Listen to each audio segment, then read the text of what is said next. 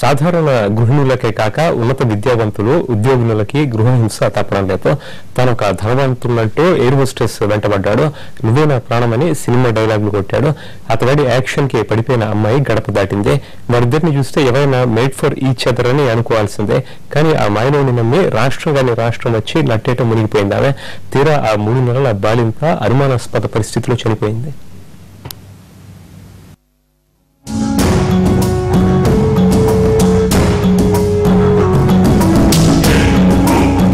చక్కని చుక్క రీతు జార్ఖండ్ లో ఎయిర్ హోస్టెస్ గా పనిచేసింది. అప్పుడే ఆమెకు సచిన్ తగిలాడు.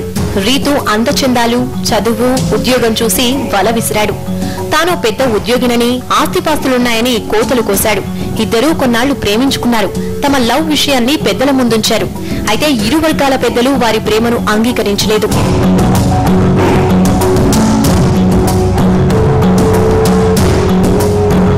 దీంతో ఏడాది కిందట రీతు, సచిన్ జార్ఖండ్ నుంచి పారిపోయి హైదరాబాద్ చేరుకున్నారు. రామంతపూర్ ఇందిరానగర్ లోని సాయి ఎలైట్ అపార్ట్మెంట్ లో ఉన్న 201 అపార్ట్మెంట్ లో కాపురం పెట్టారు. 6 నెలలు కాపురం బాగానే సాగింది. ఆ తర్వాత సచిన్ అసలు రూపం బయటపడింది. అతనికి ఆస్తి అంతస్తే లేదు, సరైన ఉద్యోగమూ లేదని రీతు తెలుసుకుంది.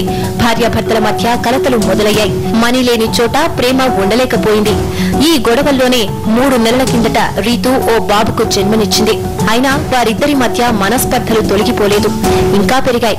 రాత్రి భార్యాభర్తల మధ్య గొడవ జరిగింది. కాసేపటికి రీతు తలకు తీవ్ర గాయంతో కింద పడిపోయింది. చుట్టుపక్కల వారు గాంధీ ఆసుపత్రికి తరలించగా కాసేపటికి ప్రాణాలు విడిచింది.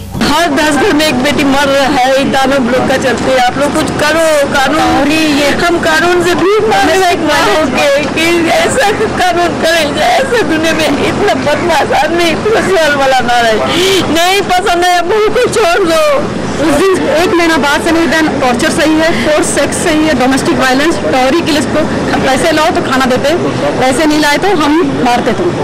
उसके लिए हमारे घर 9 मंथ प्रेग्नेंट लड़की को हमारे घर पे मारे, 10 दिन ड्यू डेट है उसका, घर पे मारे, ठेले तो हम लोग पीछे से मम्मी पकड़े बोल के हमें गिरी नहीं, उसी दिन उसको मर जाना था। उसका मिसकैरेज होता मर जाती है उसी दिन। भगवान है कि बेबी आज 5 महीना का देके चली गई। అనుమానాస్పద మృతి కింద కేసు నమోదు చేసుకున్న పోలీసులు సచిన్ ను అదుపులోకి తీసుకున్నారు. రీతు ఆమె ఇంట్లో పడిపోయింది, పడిపోయింది. హాస్పిటల్ తీసుకుంటే మ్యాట్రిక్స్ హాస్పిటల్ చనిపోయిందని చెప్పారని చెప్పేసి తండ్రి కంప్లైంట్ చేశాడు. వాళ్ళ హస్బెండ్ వచ్చేసి ఆమె హస్బెండ్ సచిన్ వీళ్ళు ఇంకా జంషెడ్పూర్, జంషెడ్పూర్ జార్ఖండ్, వీళ్ళు వచ్చేసి పంజాబ్, ఇక్కడ వచ్చి సెటిల్ అయినారు. ఎలక్ట్రికల్ షాప్ బిజినెస్ మేనేజ్ చేసుకుంటూ ఇక్కడ ఉన్నారు. మరి ఇంట్లో అయితే ఎటువంటి వేసుకున్నట్టు కానీ ఎటువంటి అనుభవాలు లేదు. ఇదైతే శ్వాస ఆవిలో చనిపోయినని చెప్తున్నారు. దీంట్లో ఇది అనుమానాస్పదంగా కేసు రిజిస్టర్ చేసి దీంట్లో దర్యాప్తు చేస్తున్నాం. పోస్ట్ మార్టం తర్వాత వివరాలు వస్తాయి, దాని తర్వాత యాక్షన్ తీసుకుంటాం. రాత్రి గొడవ జరగడంతో ఆవేశంలో రీతును కొట్టానని సచిన్ చెప్పుకొచ్చాడు. తలకు తీవ్రమైన గాయమై ఆమె చనిపోయిందని తెలిపాడు. పూర్తి స్థాయిలో విచారణ జరిపి నిజానిజాలు తేలుస్తామంటున్నారు పోలీసులు.